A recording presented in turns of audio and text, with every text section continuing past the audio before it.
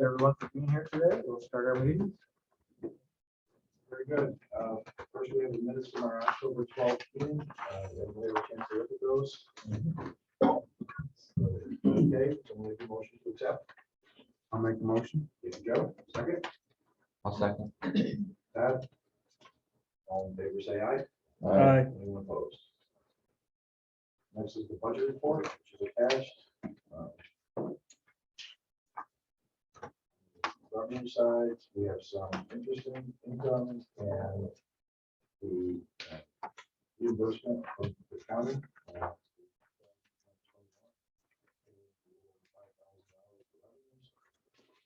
Furniture side, we have salaries, quarterly tax payments, payment made to Harrisburg for legal services, burial health purchase. And then we have some Tryon technology park expenses, which refer to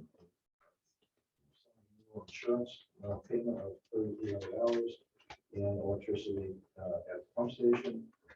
And then there's one final expenditure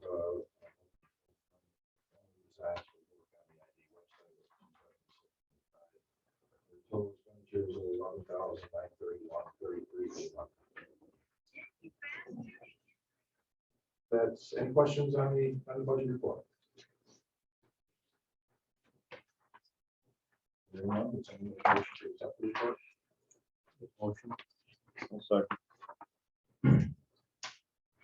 All in favor, say Aye. Anyone opposed? Monthly bank reconciliation, Joe? Yes, Joe sent me the forms 4 years ago. And look through them. Everything is in order. County CRG reports, start with Warren. Anything to offer for Commissioners meeting? Well, we have a couple things. We have a tentative budget in place for 2022. We're going to have 2 more workshops on a tentative budget on 11/15 and on 11/29 to wrap it up. And then it'll go to a vote in our December meeting. So that's on the budget side. Okay. The other thing is,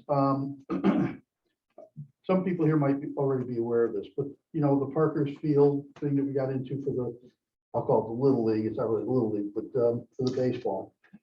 There was a building across the street at 45 Harrison Street. It used to be a hardware store. The county foreclosed on that, but we knew the building was in good shape, so we kept it. And we're now going to lease it under the Parker's Field, I guess you'd call it the Parker's Field Foundation.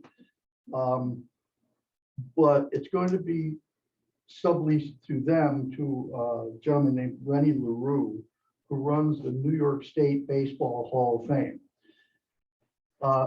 That's different than the Cooperstown Hall of Fame, obviously, but it also involves some major leaguers. But the mission statement is a bit different. It's not about just World Series rings or statistics or that sort of thing.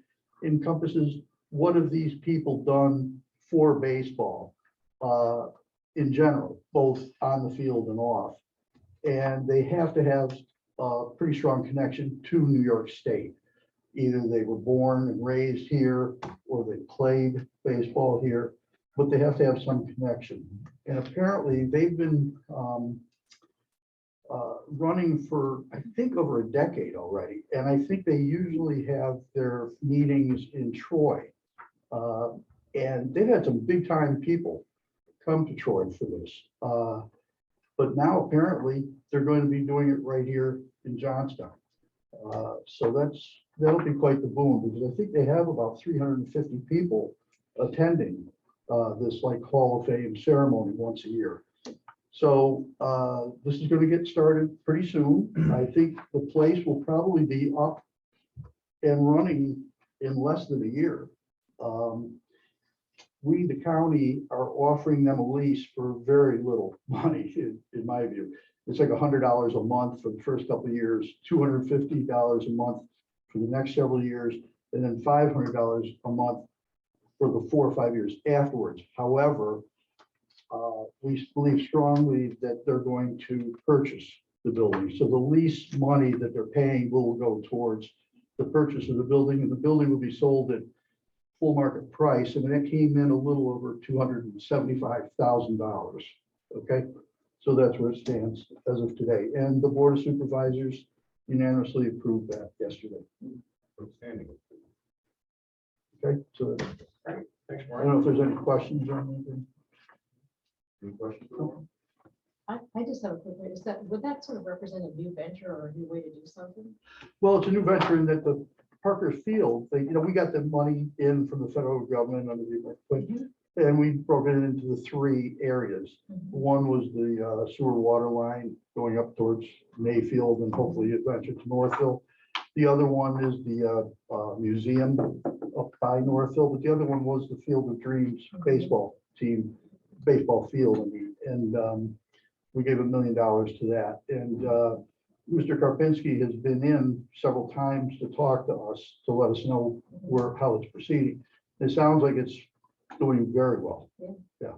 And this is just, I think the story behind this was, I think John Stead actually has some sort of a personal connection with somebody who's affiliated with this New York State Hall of Fame, and he just coincidentally ran into the person. And they were talking about it, and one thing led to another, and Dave Karpinski got involved in that, and here we are. So, yeah. So I believe you all received these notes. They're always a little hard to report on because they're so vague, because we can't name things. So it's odd for me to have such, without naming a company, or there's sort of a thing going here and a thing going here. But to the point, that's why I asked the question. There's that is where the county is headed, to do different things, not just to do things differently, but do different things and attract. And it is in the midst of this lovely pandemic that we've been discussing, it's actually a lot of opportunity for us to see ourselves differently. So I'll just quickly run through some things, give you some highlights. We're looking at a couple of ag development projects, which, remember, that's one of the areas that we highlighted as an area of growth. And so that's going to take some more National Grid and some other things to get going, but they're 2 really interesting looking projects and very different. So we're looking to attract a manufacturer, and at this point we're now still in the competition after first and second cuts. So that tells you something about the growth that we are all doing as a county. Site selectors are still actively involved. We have some financial incentives for one manufacturer. Still in discussion with an out-of-state sewing operation, so working on a financial package for that. So these are all things in motion. We're in the process of an RFP for consulting on the grant as part of a $300,000 EPA countywide site assessment grant. We have a webinar that we did for pandemic recovery, which that's something that's going to be on our minds for some time. CRG is presenting at the next Mohawk Valley Regional, did present the next Economic Development Council, and on the micro enterprise grant, which is being funded well, is being expended, and is going to be going back for after this drawdown for our new applications. The Gloversville Downtown Revitalization Initiative is also very active, presented to New York State a couple of weeks ago. So we're waiting for something on that. The Kearney Group submitted their plans to the 52 Church Street project, and we hope to have a public hearing soon about that. And that kind of wraps it up. Lots of fingers and lots of eyes going on, but Tim, I wanted to give you an opportunity too. We're talking about anything else with CRG. Tim's the current president of the board, and came to the. There's just one, I think, for executive. So I think I'll probably make it. Yeah. 52 Church Street group, is that what project is that? So that's the Kearney Group that's working. They've submitted their plans for that. The housing project. Yeah, Housing project. The artist law thing, that's kind of, it's kind of interesting looking. So that's still moving forward. The city has to change the zoning there, right? I mean, they table it right now and then. And Elan, planning about the different sites that we're trying to find. And hopefully we'll be in 30 days by next time we should. Yeah, I think the last thing I heard was, like, sorry, I don't know if you heard, but they're waiting because part of the assessment is all utilities to all the properties that they put. I think they're just waiting for some feedback on how much power, where it's located, how far off each site. And I think they were trying to wrap that up this month. But it's quite a bit of data to hand out on 40 sites. We're trying to do all that. So I think we should get it this month. Yeah, it'd be nice to see where we're at with everyone wants to see what they came up with. That'd be great. Any other questions? Thank you both. Yeah. Thank you.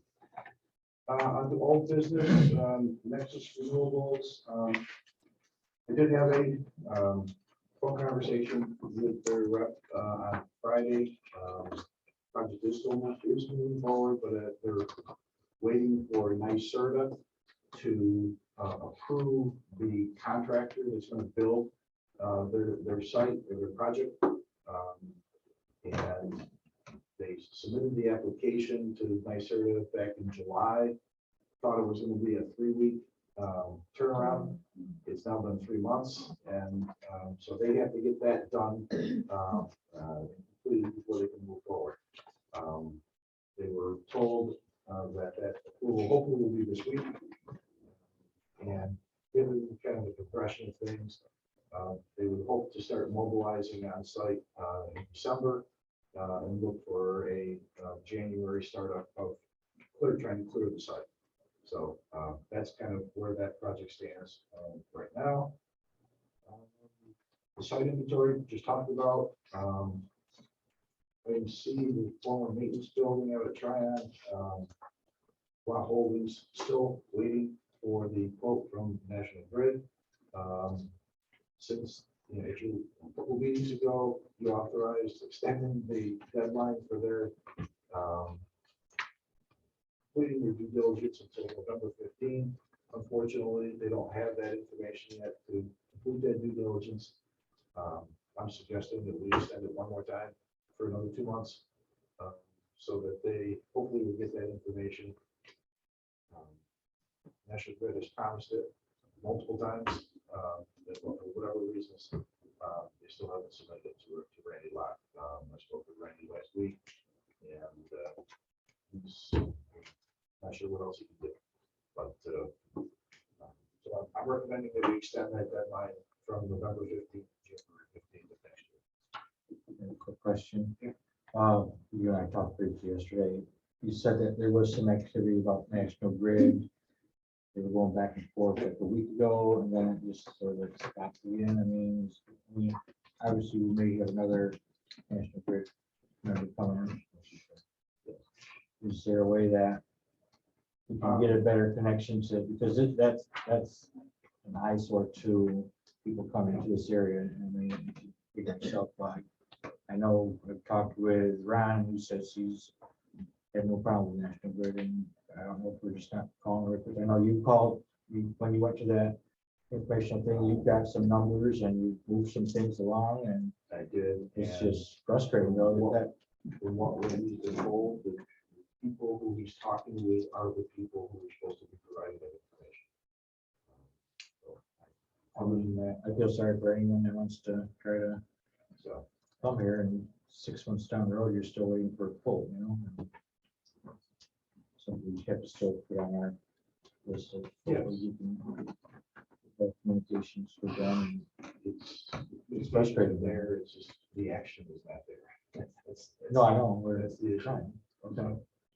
So I'll make the motion, Jim, to extend it to January 15th. And Dave, I would second it. any further discussion? All in favor, say aye. Aye. Anyone opposed? All right. Burial health expansion project.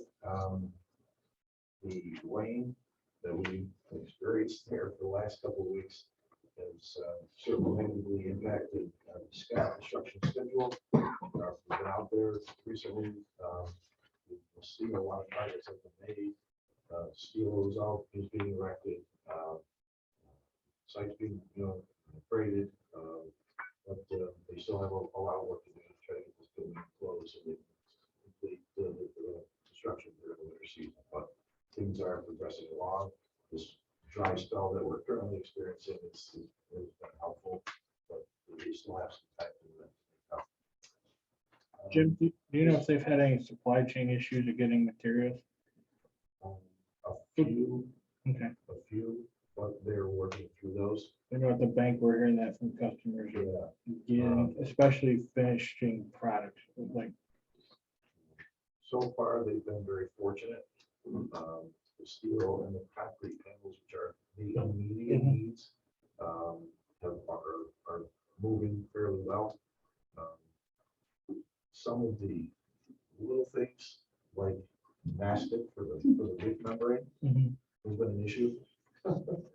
It's just some of the craziest things that are Right. But so far, everything has been pretty good. The car wash project is construction's ongoing. If you're driven by there, on schedule, that should be completed early summer of next year. Next is the proposed purchase and sale agreement with Winstanley Enterprises. Adam Winstanley is joining us here this morning. Good morning, Adam. Good morning. As you recall at our last meeting, the board authorized the chairman to execute a letter of intent and an access agreement with Winstanley. Winstanley desires to purchase 236 acres of land at Triumph Technology Park and proposing to pursue the development of the 4 buildings that are shown on the agenda. That letter of intent and access agreement were executed. Since then, at the bottom of page 4 of your agenda, I have sent all of that information to Winstanley as part of the due diligence process that they're now involved with. Adam, can you just say what due diligence work you've signed off on to get started so far? Sure. Can everybody hear me okay? Yes. yes. Good morning. Yep. So far, what we've mostly been focused on is getting the base plan for the project started. So I have signed a contract with Bowler Engineering out of their Albany office. So we are surveying the entire property to develop an ALTA survey. We're doing topo, wetlands mapping, and rare species study is currently underway as of now. One of the more expensive components that we need to get done is the geotechnical analysis, and we'll do that work after the contract gets signed today. But the base plan is critical because, as you guys all know, if you have wetlands information that's older than 3 years, it's really not kind of valid. So we have to redo a lot of a work product. Other initiatives that we have going on right now, I do have my environmental team is going to be out to the site to take a look at the asbestos in the existing buildings. We will be doing a modest amount of environmental testing. So I've assembled a whole development team. We are also, I heard you guys talking about National Grid. We will get for the balance of the park. I don't know if it makes sense for us to coordinate with Randy as well in his particular building, but I have a team of engineers that are looking at the power loads and the gas loads that will be required for the balance of the park.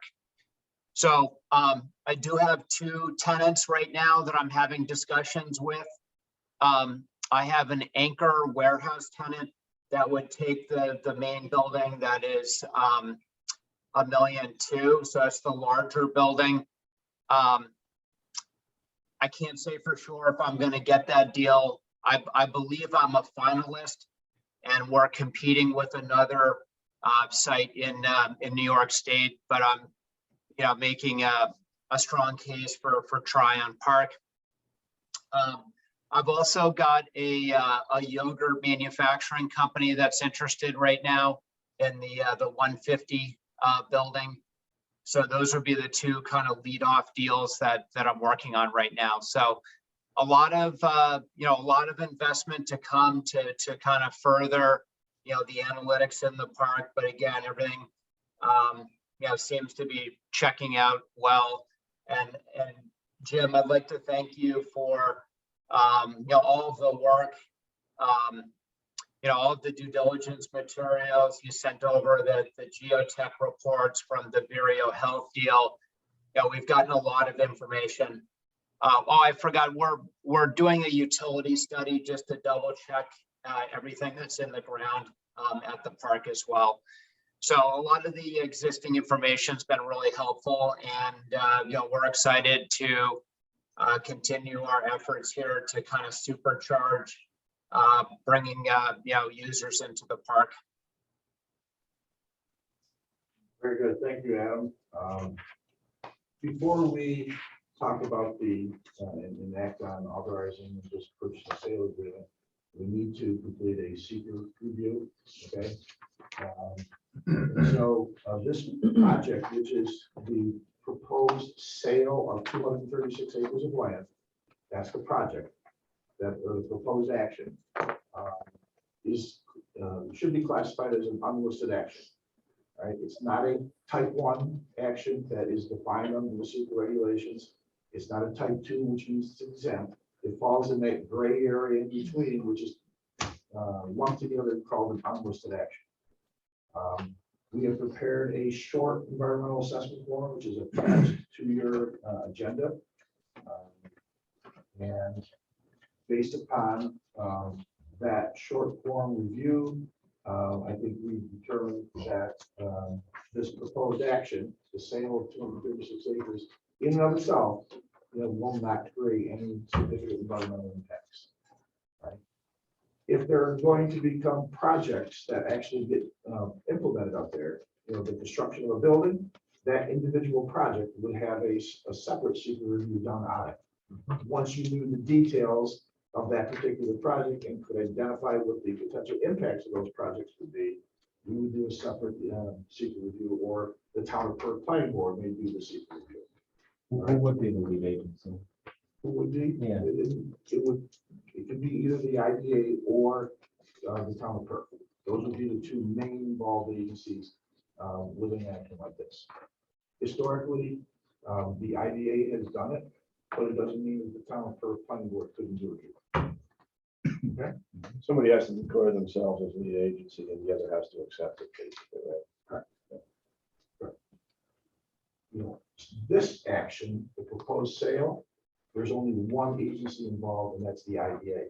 So a coordinated review does not need to be done here. When we do an individual project where we have to authorize the sale of the land and the planning board has to approve the site plan, there are two agencies or more involved, and it could involve other agencies if a wetlands permit is needed, if a highway work permit is needed. Other agencies could be involved. That's when we have to do that coordinated review, so that all of those involved agencies agree to have one of them step forward and become the lead agency for that super review.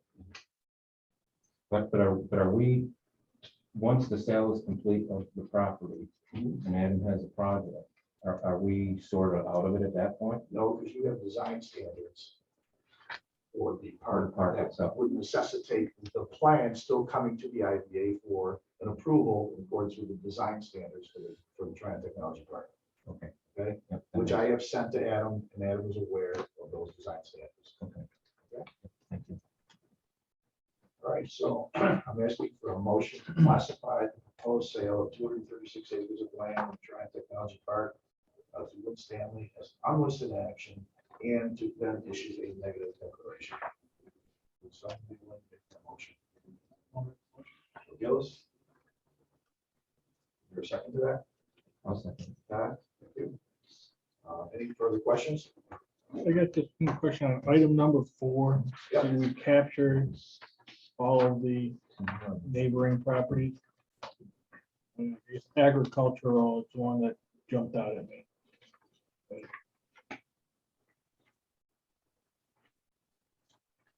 And we've marked rural and industrial. We should, yes, we should add that. Okay, that's Thank you. the Mike. only question I had.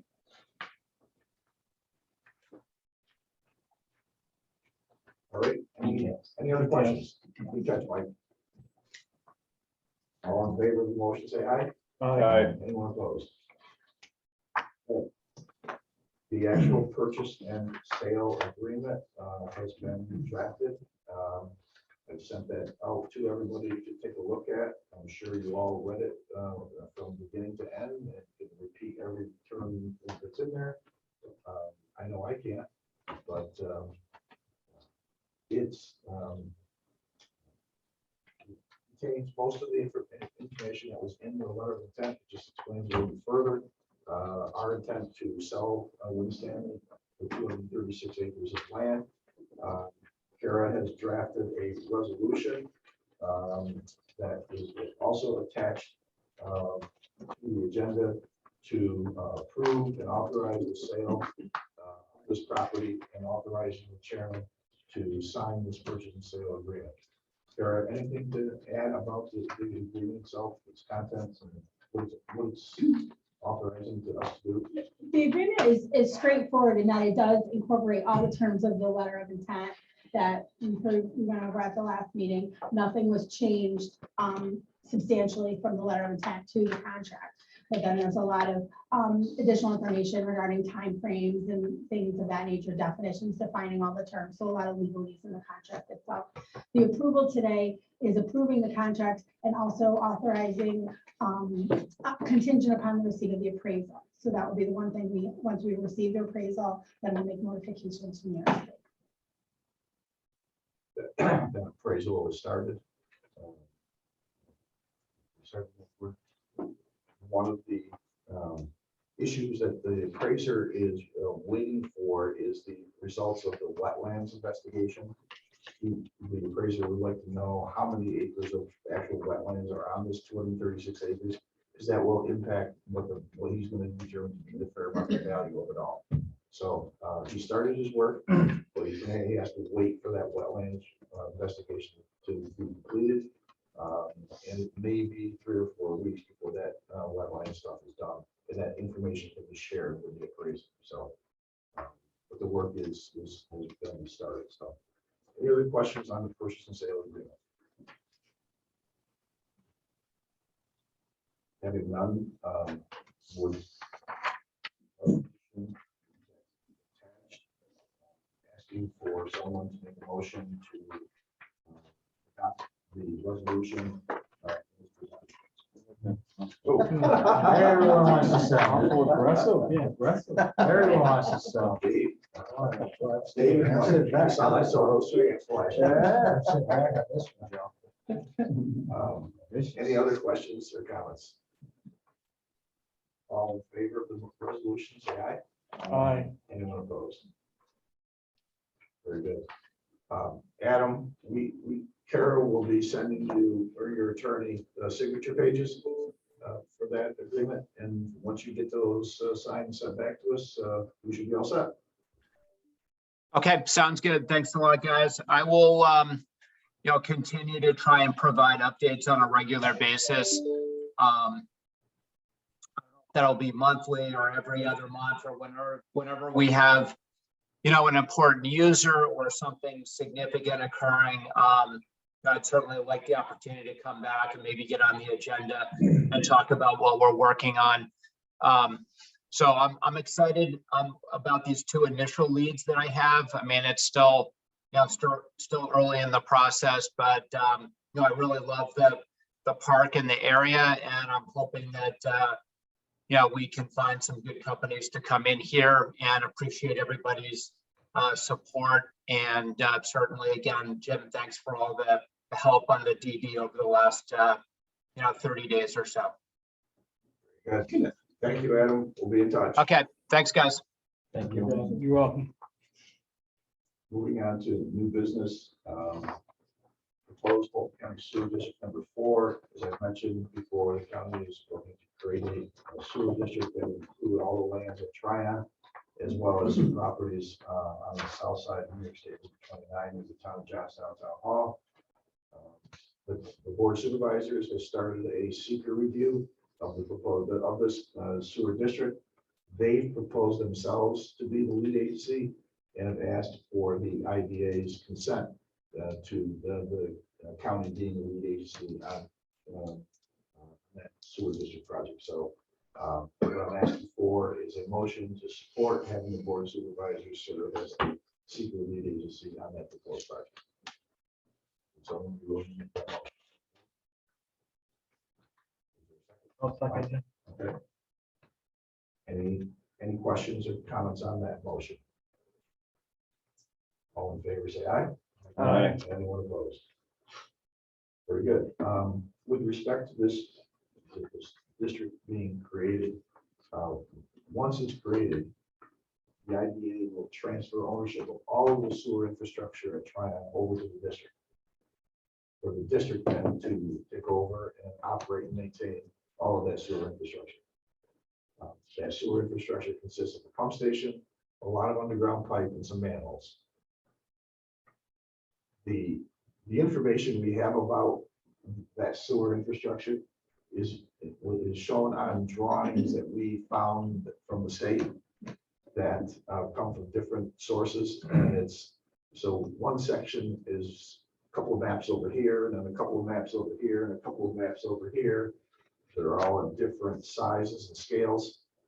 And so I think for the district to be able to understand all that and make it easier for them, I've asked CT Mail to give us a quote. Yes. Yes, I'm sorry. Didn't realize. Excuse me. Yeah. Appreciate that. Put it back in there. I asked CT Mail for a quote to take the information from these various different drawings and scales and put them onto a single set that we would be able to give the district so that the district and the county's facilities department would be able to see all that information on a single one or two drawings instead of having to look in different locations. Their quote was actually $150 to do that work. But it also said they didn't include doing any field work in the event that there was some information missing, that they had to go out to the field to get that additional information. So I'm asking for authorization to go up to $2,000 in the event that there's a piece of information that they have to go out into the field to verify and double check. If they don't, the total price would be $1,450. And they would provide us with multiple sets of those drawings that we would give to the district. Once that district created, then we look to transfer that infrastructure to. So I'm asking for a motion to authorize expenditure up to $2,000 to have CT Mail prepare these plans. That, How soon will they get done? Place no flies if they're tomorrow. Or, yeah, No. yeah, I think probably about 3 or 4 weeks, given your schedule. I'll second. Thank you, Joe. Should we include another 500 just in case? We've found things in the ground over there before that we were not expecting. I got a picture. It can't hurt, you know. I would suggest that we round it up to 2,500 just in case they Would you do have to want do. amend your motion to that? I have no issues. Thank you. Okay. Then, any other questions? All in favor, say aye. Aye. Anyone opposed? Okay, motion carried. Hey, Jim, just a quick question from the county here. Mike, could you go grab it? Don't grab it, just. In regards to this transfer from the IDA to the county, we've been working on this for several years now, obviously. We're still really waiting for the state to transfer the main sewer line. So it's just kind of trying, but at one time, the IDA was going to financially support that for maintenance. Wasn't there? What the IDA agreed to do would be to reimburse up to $15,000. Any cost that the district may incur until such time as there was the reserve fund had been built up to that number. Okay, that's it. Okay? B on the agenda, resignation, as I emailed everybody, Jane Kelly has relocated out of the county. Unfortunately, ID members are required to reside in the county that the applicant serves. So as such, she has submitted a letter of resignation, and I would ask for a motion to accept that letter of resignation. Dave? Is there a second to that motion? Joe? Any further discussion? All in favor, say aye. Aye. Any opposed? Having said that, we have a couple of names to offer for as new members. First is Sue Collins. Sue is a resident of Fulton County. She lives in Provo Lake and works for National Grid. And, I conducted an orientation session with Sue. Told her we only meet 3 times a year. And Okay, it's great. and after going through that orientation session, she still wanted to become a member. I'll send everybody her resume. And she's offered to her to sit in and listen today, which she has. So she would be one name that I would offer for consideration to the board. The second name, again, I emailed everybody this information, is Dr. Greg Truckendoy from FMCC, president of the college. I also conducted an orientation session yesterday with Greg. Surprisingly, after we got done with that, he said he still wanted to become a member of the IDA. So I do have the resume of him, if you'd like to see it. That one, I'm very familiar with for college next number of years. So as you know, you don't appoint members to IDA board. That's done by the board of supervisors. But what you typically do is suggest and recommend names to the board for their consideration. So what I'm suggesting today is that you do just that.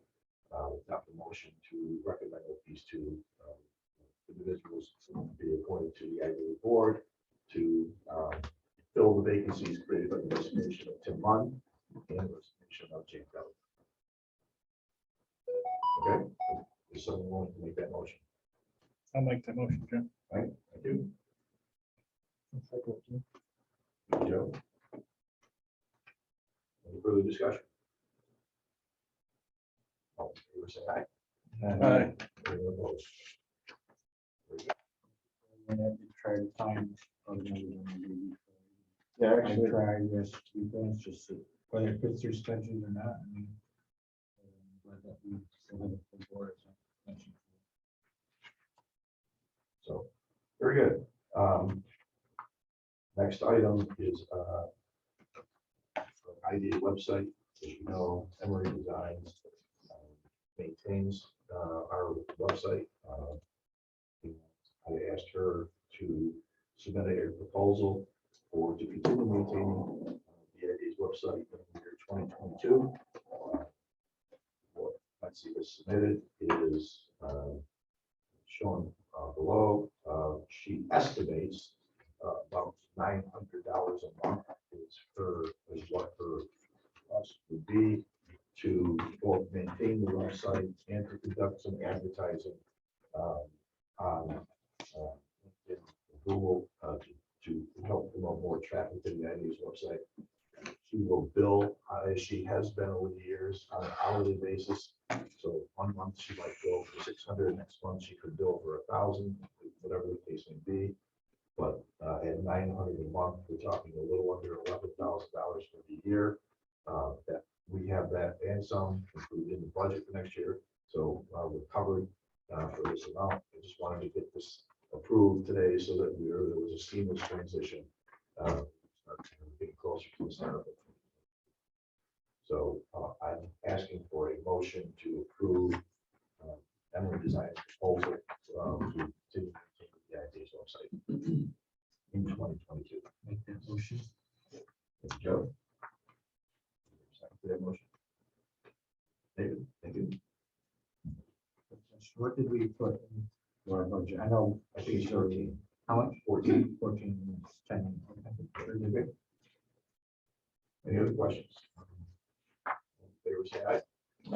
Anyone opposed? Last item. Or down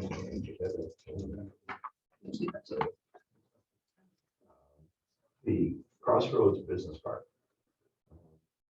Crossroads Business Park is a tract of land for, to refresh everybody's memory.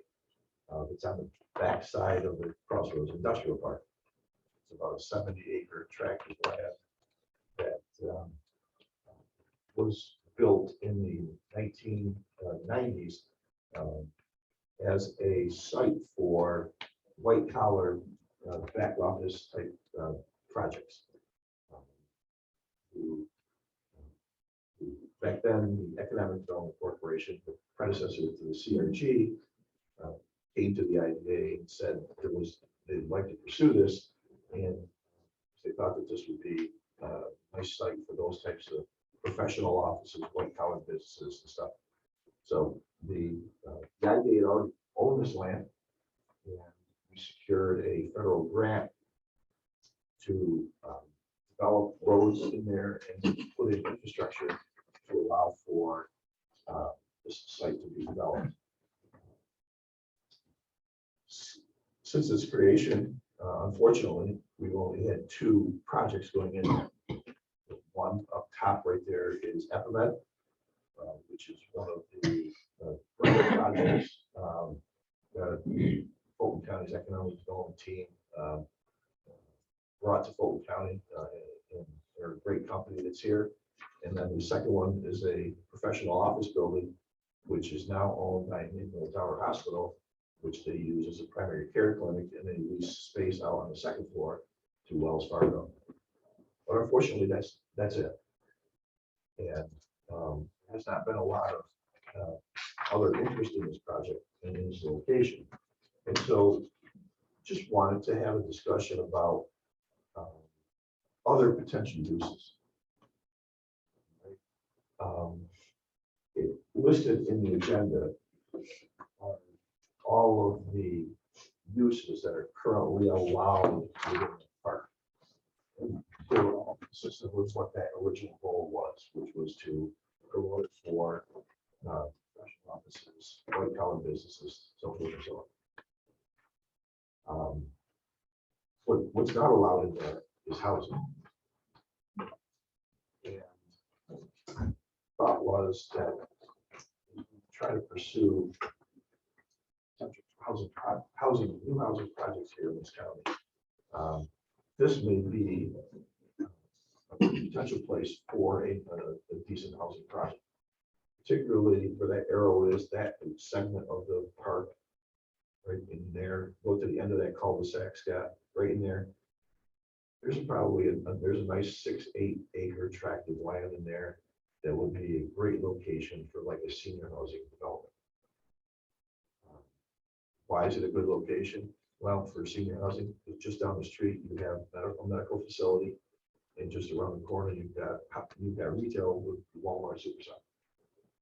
So we went to the City of Gloversville Planning Board last week and had the same discussion with them. And so they're going to think that they're talking about the same issue of whether we should consider changing the City of Gloversville zoning ordinance to allow for housing development to occur at this location. Since the IDA owns the land, obviously you have to have this conversation. But Scott, could you go to the IDA website and pull up the concept plan, the site plan actually for Crossroads Business Park? Jim Wayne, that's going on, is, do the current tenants have to, also be on board with that as well? Or something they have to, choose? No. Do they have to be? No, it's not required. I have a strange question about it. Is that pond that's up there, is that an artificial? It's a stormwater. It is a retention basin. stormwater. It's just stormwater. Okay.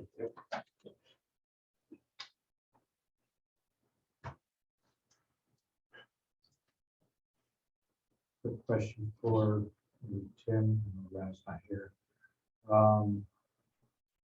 CRGs are always talking smaller things. I mean, I just see this like, smaller sites. I know the grading is kind of rough on some issues like that, but when you look to 1 to 7 acre parcels, I think that local question is, is I think what Jim said earlier is we've shown it to a lot of people in the coming area, and there's just, in terms of businesses, no, there's really no interest in that Okay. whole track. so you have had a lot, you've shown it, but it's just not.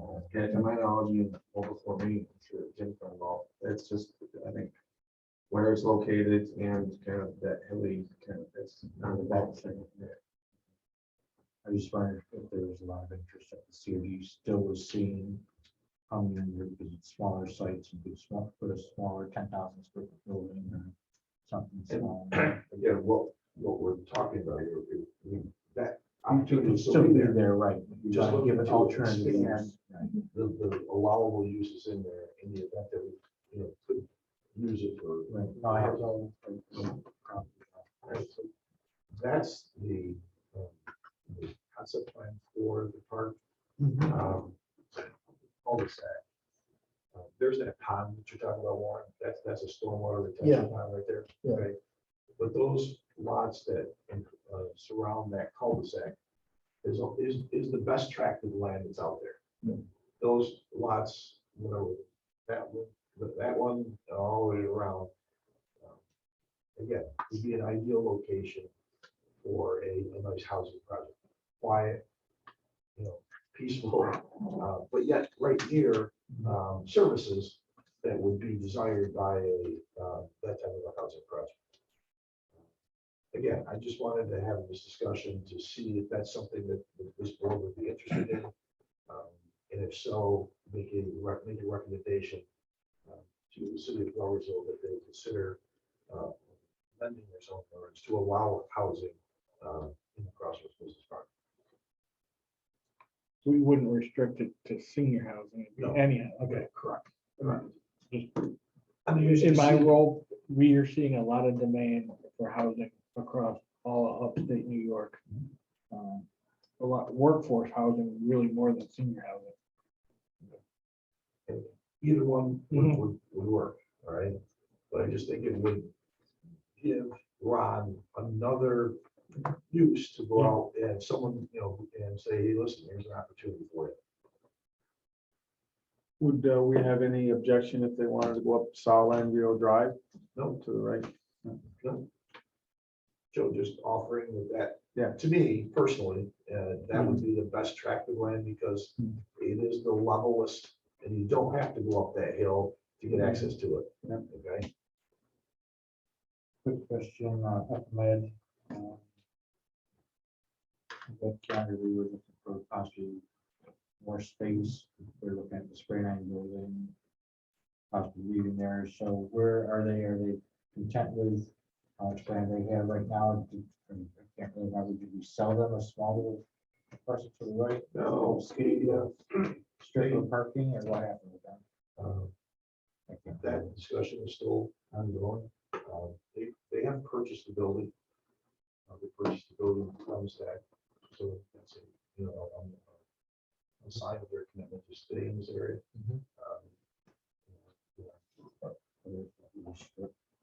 Yeah, I've talked with Bruce several times. And there's ideas out there, potential plans out there for an eastern expansion, but it just hasn't come to the- that's out there. Okay. Jim, weren't they looking for more parking at one point? At one point, they were, but I think they worked that out somehow. Did they? Okay. I have to put my professional hat on here and just kind of put it out there that, you know, the idea of residential development out there, I understand where it's coming from. And I don't necessarily disagree with it. However, that being said, little disconcerted that there isn't more effort to be putting solid housing in established community neighborhoods.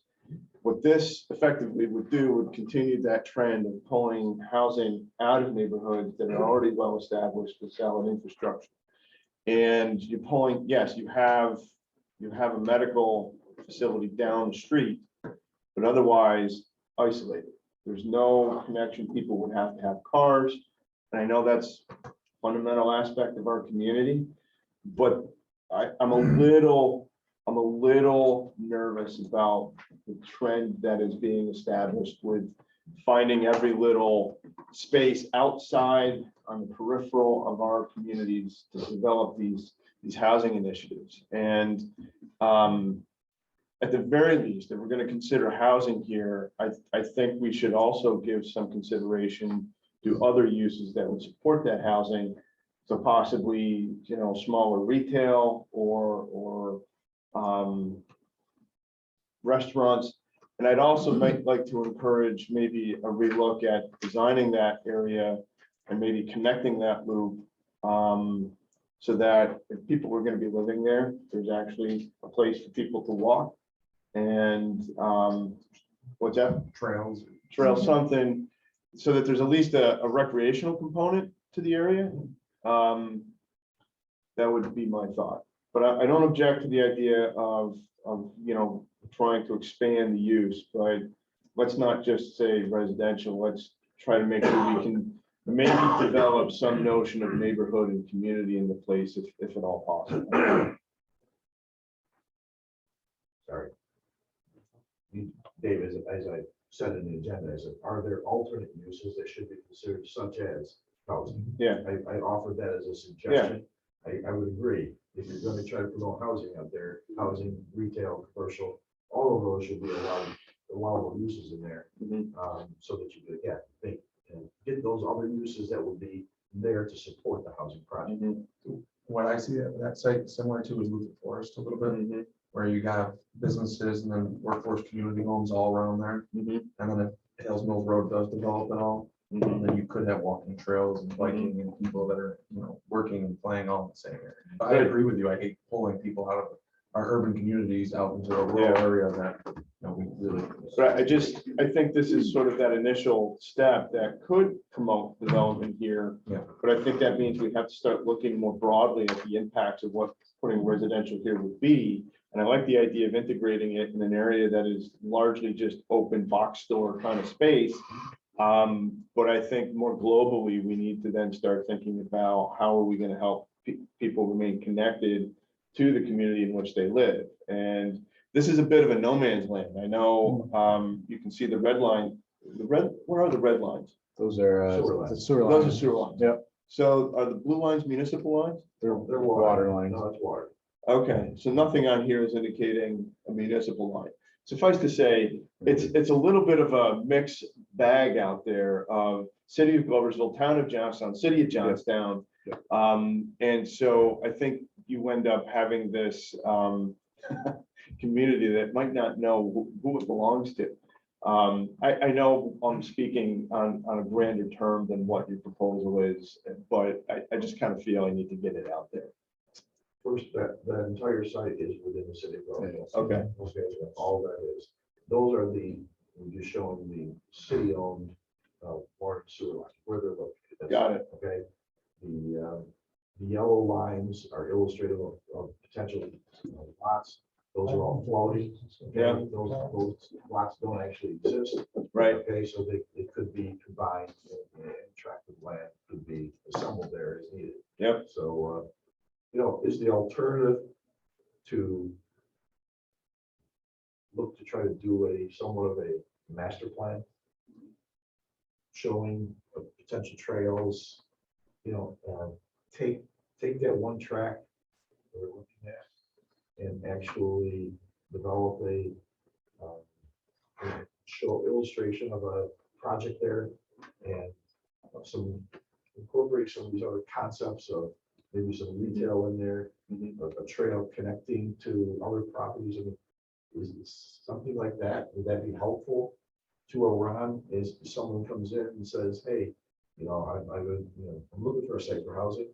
I mean, it could if that's your concept. Yeah, I mean, the only thing I would say is look at like when Stanley did. You get like a developer that comes in and has done some of these things. I mean, they have those ideas already. I think it's just the ability to say we can market it to housing, and then you bring in a couple developers and see if they're interested to that. Because we haven't, I mean, to my knowledge, we haven't shown anybody that actually has done one of these subdivisions or communities for housing. It'd be interesting now after you switch that to bring them in, take a look at it and see if it's worthwhile. And I mean, I know you said about design, well, we've got books there that shows the Hells Mills and plan, practically. It's just, I mean, I wouldn't want to spend money towards it to develop because as you said, someone's gonna come and say like, no, that's something great. I mean, it's great to show roads in there and buildings here and a retail place here, but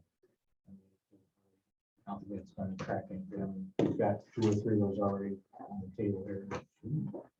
Show what potentially, and you can dream anything you want. You can have a rooster park there if you want to.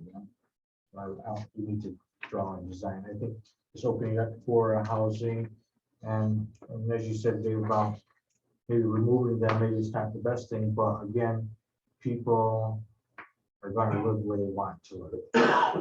So it's not like they're forced to go out there, and some people will say, I want to be out in the remote areas instead of in the city, paying the city tax. I get all that, and offering a diversity of options for people to choose from is really important. My concern though is that we've got a housing, I think I would argue we have a housing crisis in our 2 cities.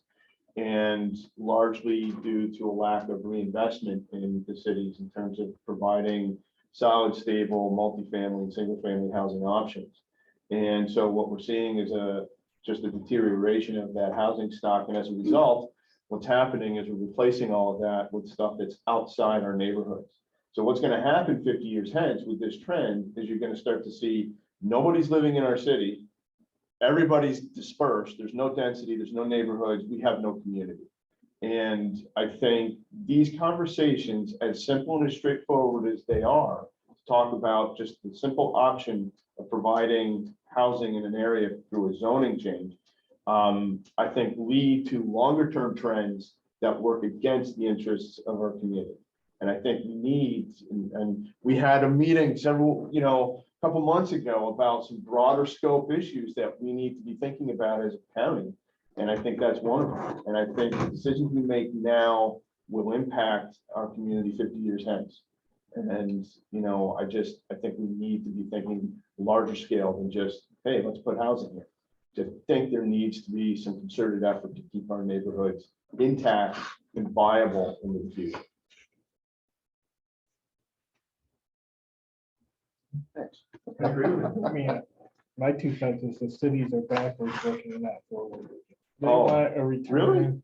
Really? Yeah, because I think, well, I mean, you got this historic districts that block any development because you gotta, when those cities were built in the 1880s to 1890s, if Joe had a log cabin there, they didn't go, we have to keep Joe's log cabin because it's been here for 50 years. They built a new modern building in 1880. We should be looking at forward at new modern buildings to have current infrastructure, current amenities, and we keep trying to take old buildings and reconfigure them instead of starting from the beginning and build something that's new. and that's versatile, that would attract younger people to this area. That's just my That's true, 2 it's cents. true to some extent, but I just came back from Nashville, I saw what they've done, their old buildings and how they repurpose them, it's amazing. We're not So- Nashville though, we're not Saratoga, we're not Cooperstown. We can be, Saratoga was on the way out, way back down, Schenectady was on the way out. way And what back does, down. and what does Saratoga do? Saratoga takes a building like the old YMCA. They didn't make the developer keep the old building and retrofit it. They tore it down and they built a brand new building under codes that, and it has to have certain appearances. But they didn't make them take an old YMCA building and retrofit it. They said, tear it down, start from scratch. These are the codes you have to be within, and did brand new development. That's my 2 cents. So let's go back to this one here, I think we should open it up for more diversity. So I would not be in to offer as a housing. Okay. Facilities Is on there a consensus of that, or should we just let it go as is? Well, nothing's happening to that park the way it is, so I think I should add another layer of what could possibly happen. Allow something to come down the road through the COG or and Stanley and say, hey, work out a project and try on, I want to do one here. I think maybe more broadly, there's consensus to make the change. But what I would add is that we follow up with, if there's a desire to, allow that potential use, that we give some thought about not necessarily designing something, but what are the standards that would allow us to feel comfortable with that development there, that kind of development there. So the same way that we develop, design standards for Tryon, maybe we give some consideration for planning standards within that neck of the woods. Or not? So I'll make the motion to make a recommendation. Yeah, that. Okay. Is there a second to that motion? Joe? Any further discussion? I just have one question. How much has that area really been marketed for what it was initially recommended for? Like headquarters for places, I don't know. That would be through. You just walk out the door. Yeah. Sorry. Well- That, I don't know how many, I think it's fair to say that Ron has been marketing it, but just hasn't been a lot of response. Yeah, it just, Yeah. it always seemed to me a perfect spot for that. I mean, it's quiet, Mhm. out of the way. And it still can be marketed for that. But that, It is still will be marketed. yeah, I don't know. Yeah, because we're gonna have a Especially lot with some less things that are sites. happening now. in Fulton Very County, it seems shortly. like That would still And it's viable. well, it would be, they're adding, it's not changing anything else. Yeah, right. I think part of the issue, Warren, is, Yeah. that site was developed presumably for, headquarter type stuff, Yeah. office centers. And to my understanding, it's been tough to recruit businesses for that particular type of business development in Fulton County, because we're sort of off the beaten path Right. in terms of where people want to be locating executives and things like that. Yeah. And I think that's been a bit of a hardship in terms of marketing those sites. Because I know when Wells Fargo went up there, more than Epinet actually, when Wells Fargo went up there and it was a very nice building and everything, I thought, oh, this will expand up, and then it just kind of never did. It was always a bit surprised, just. I actually used that site for some secret photography on the side. So I'm aware of that area, and it is, I don't know, it's a very marketable site, I think, for a lot of things. Yeah. Well, we were also hopeful when Walmart came in that I don't know, there's 3 or 4 sites that are accessible off of South Kingsborough. We were hoping that some Right. retailers would expand Yeah. also into that area, Yeah. which hasn't developed. No. And maybe Get it's your pushing car that way washed. with the car wash. Correct. We have a motion and a second. Any further discussion? All in favor of that motion, say aye. Aye. Any opposed? can we just name the. Yeah, that's my Crossroads Business Park. Under the Crossroads Business Park. Next, a proposed easement agreement with Charter Communications.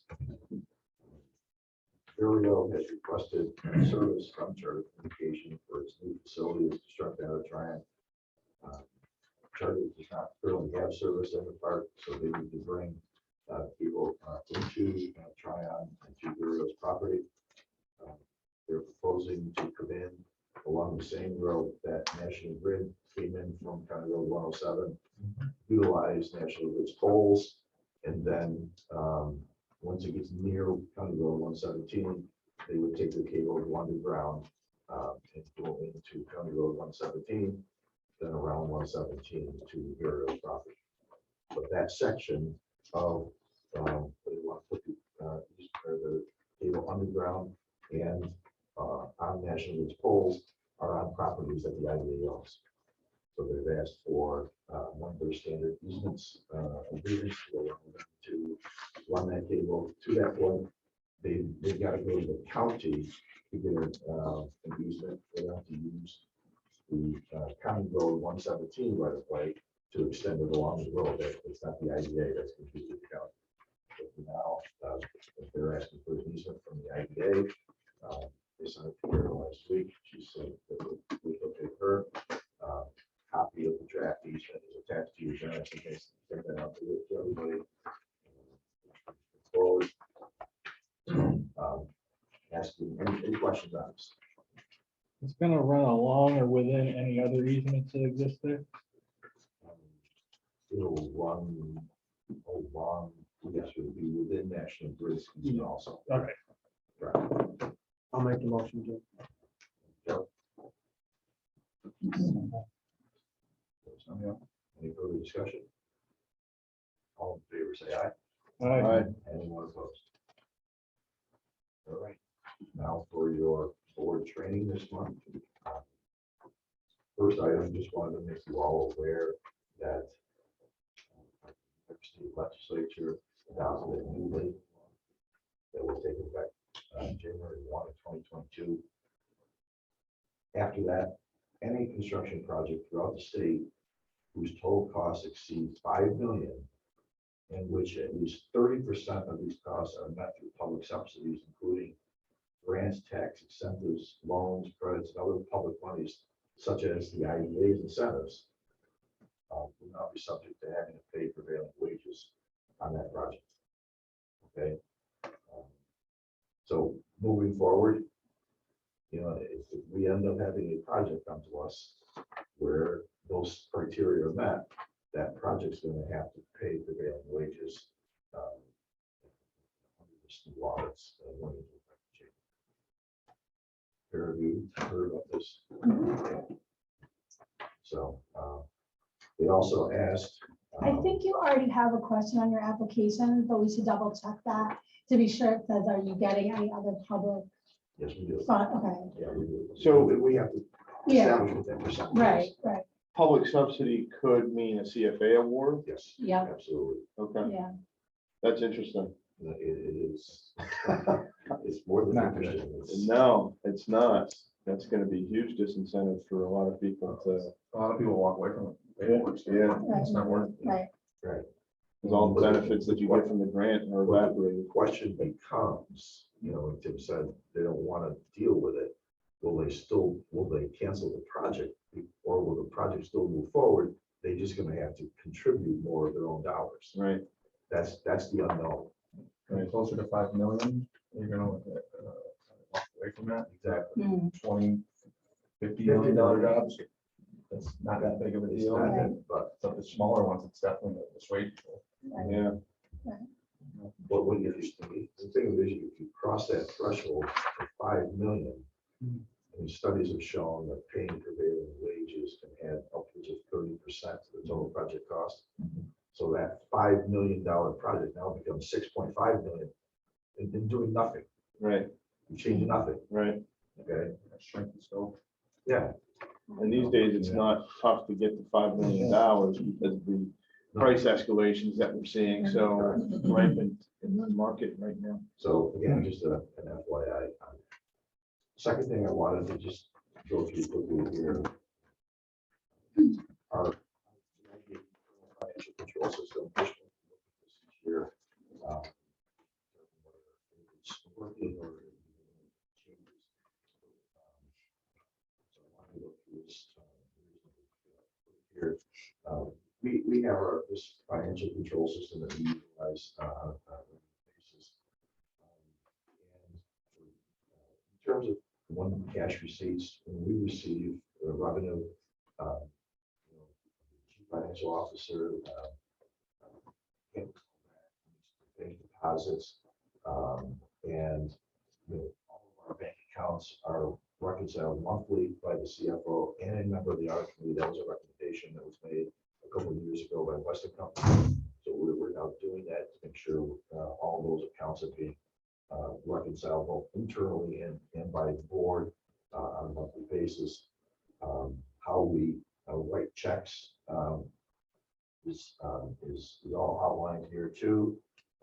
As you know, all IDA checks have to be two signatures, one by the CFO, the second one by a member of the audit committee. And we try to do that on a rotating basis so that one member doesn't come in every month to sign checks. Budget reports, which we receive every month, that our internal financial control system requires the CFO to submit monthly budget reports, which you see every month in the agendas here. Those, every month, just so everybody sees what's going on. And what we're, in summary, what we're supposed to do is each year look back and assess, did the system work this year? Or did something come up that may require an adjustment being made to our internal financial control system? From Carol and our standpoint, I think this past year we had no issues. So we're not going to be suggesting any tinkering or changes to the system. However, having said that, what we always do is wait for our auditors to complete their audit, which they will be starting in a month or so. And if the auditors find an issue, with our internal financial control system, they may suggest change or tinker. So right now, I think our system is working very well. And we're not going to be suggesting any changes, which we typically do at our annual meeting. So that's real quick what we how we handle things. Any questions? Any comments? Does anyone here found any issues? Again, as the folks who audit our monthly bank statements, any suggestions that you guys may have? I have no issues with it. Okay.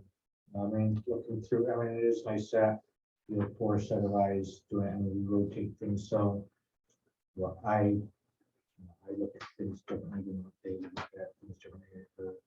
Might like that as a bank or that, but it's presented very well to us, and Carol has done a good job. So, just to understand, we can just say yes.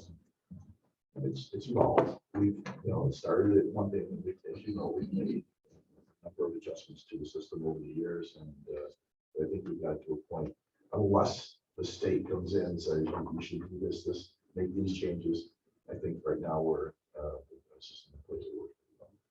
A quick question too, comment about the new law.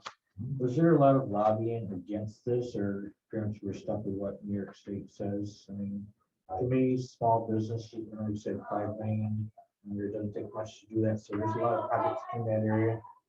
There's chambers of commerce, there's a lot of factors saying that no, this is a bad thing for New York State. I mean, is there a lot of opposition to this, or don't we really know? Or Joe, I was not aware that this was even.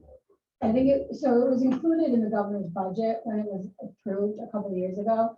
Then I can't remember if there was a hold on it for a while, or it took like several years to become effective, then COVID. And so there was, and I know that at the time it was originally approved, there was, obviously the IDAs are not in support of this, But from what I understand, there were other items on the table that may have been worse than.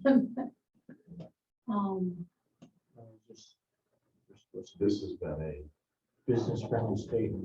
decades-long effort by certain lobbying groups to put this into place. And Yeah. it won't end. Because this will eventually be changed. My guess would be from 5 million to 4 million to 3 million. Somewhat, so that every. Mhm. I get you. That's going to get incentives, it's probably gonna have to Phase projects. $499. Yeah. So you're gonna have restructuring, right? Structure your. Yeah, it was one of those ones that went through with the budget. And there's no discussion. We find out about it after Okay. They do? Oh, yeah. Any other topics for discussion? That's where Joe Gillis was on that board. For a motion to go into executive for the reasons stated in the agenda. There you go. Everybody, have a nice Thanksgiving. Yeah, you too. That's just closed. No, close. We're gonna talk about rules for depending upon the circumstance, we may forego that meeting if discussed. Is there a motion to close? I'll make that motion. Second to that motion. So, all in favor, say aye. Aye. Meeting adjourned at 10:05 a.m.